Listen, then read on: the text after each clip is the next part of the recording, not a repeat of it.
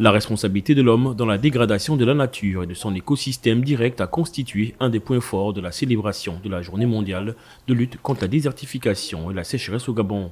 Une occasion pour la ministre gabonaise chargée de l'environnement d'interpeller l'homme sur son action souvent dévastateur sur la nature. On a créé une situation au travers d'un type d'exploitation qui a été réalisé.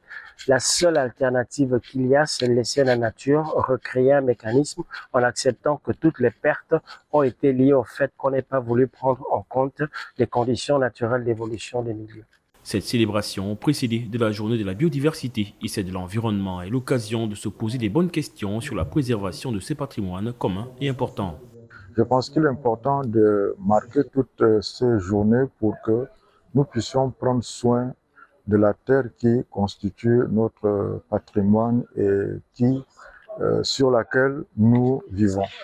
Agir pour une approche préventive et active sur ces actions contre la nature au Gabon est plus qu'urgent pour la patronne de ce ministère. Bien que nos pays soient couverts de près de 88% des forêts tropicales humides, la célébration de cette journée ne doit plus passer sous silence. En effet, les activités anthropiques extractives telles que l'orpaillage, les carrières de sable, de la terrine conduisent inévitablement à la dégradation des terres si elles ne sont pas maîtrisées.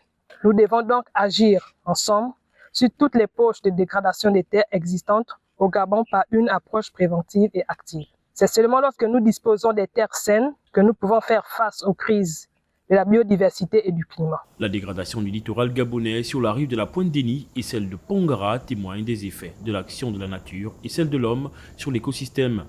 Des effets néfastes qui interpellent sur la nécessité d'avoir un comportement responsable face à la nature.